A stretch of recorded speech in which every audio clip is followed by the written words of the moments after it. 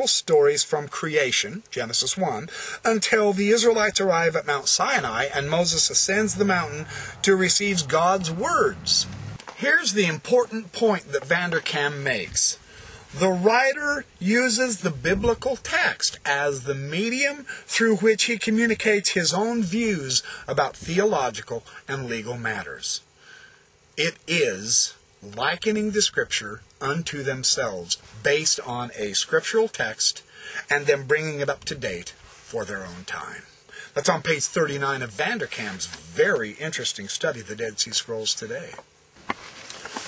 And finally, Hugh Nibley has shown in a very stunning manner in his book Since Cumorah, this is the second edition published by Farms, 1988, on page 129, this whole process of how Isaiah was composed. You have 1st Isaiah, 2nd Isaiah, 3rd Isaiah, some people say 4th Isaiah. The whole process of the transmission, editing, and redaction of the book of Isaiah, this whole process is now attributed to the transmission of Isaiah's text. The important thing to note is that each transmitter did not merely hand the records intact to the next one in line. Every one of the successive editors did something to the records. Every one of them abridged, annotated, explained, translated. They did what they could to make the ancient words more comprehensible to his own age and people who should come after them. Thus, a large part of the Book of Ether consists of Moroni's own reflection on the marvelous way in which the divine word has been fulfilled in the Book of Mormon, making Moroni's Ethers Deutero-Isaiah, yet for all of that it is still the Book of Ether, even though Moroni edited the text. Why should we not recognize the same process of transmission with periodic re-editings when Mr. Jones points it out to us in Isaiah? He used a scholar named Jones who showed how Isaiah was handed down and changed through the editing process. The presence of such additions and changes, however, no more disqualifies it as the work of Isaiah than Mormon's redoing of the plates of Nephi impugns the authorship of Nephi. It's still Nephi's book, even though Mormon edited it. The transmitters of Isaiah, we are told, adapted the words of the Master to contemporary situations, expanding them and adding further oracles. This is how they handled the Scriptures anciently, specifically the book of Isaiah. This is exactly what the writers of the Book of Mormon do as well. Beginning with Nephi, he abridges his own father's writings. He brings all of the prophets, and especially Isaiah, up to date. For I did liken all of the Scriptures unto us, he says. 1 Nephi 19, 22 and 23. He explains that without a radical reinterpretation by him himself, his people could not even begin to comprehend what the prophets were talking about. The words of Isaiah are not plain unto you, he tells them frankly, being written in a special idiom that only the Jews could understand anyway. And Nephi understands them because, of course, he knows their cultural and historical setting.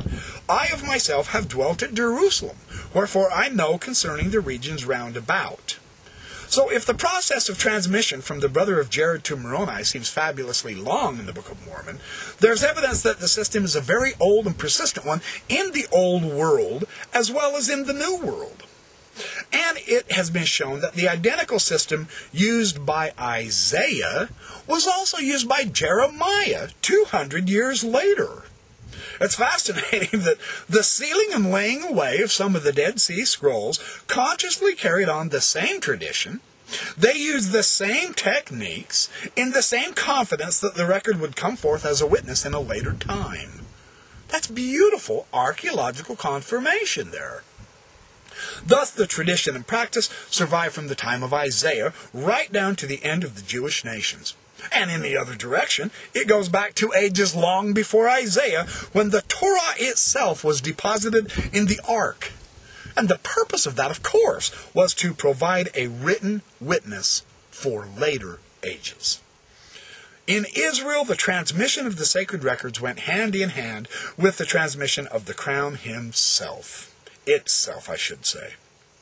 In explaining Isaiah to his people, Nephi makes some important points. Much remains of Isaiah's words to be fulfilled, he tells them. And in whatever age of fulfillment takes place, his words do stand as a witness, each fulfillment guaranteeing the validity of the prophecies whose fulfillment yet remains. And that's why his writings are peculiar worth unto the children of men in general. And this is the repeating process. The editing, the redacting, the passing on and transmitting and translating and retranslating of the ancient records is absolutely demonstrated beautifully in the Dead Sea Scrolls. We're told the same process by the biblical scholarship occurred with Isaiah and Jeremiah. And we find this exact same process, the same attitude towards Scripture, the same use of the Scripture, the same translating of the Scripture, the same interpreting of the Scripture to be found in the Book of Mormon Jews also. That's powerful evidence for the patternism that the Book of Mormon portrays from the ancient world. And we have ancient writings, the Dead Sea Scrolls, the Amarna letters, etc., showing us that this is precisely the correct way they did it. And we have that in the Book of Mormon. So if this refutes the Book of Mormon, I would seriously like to know how.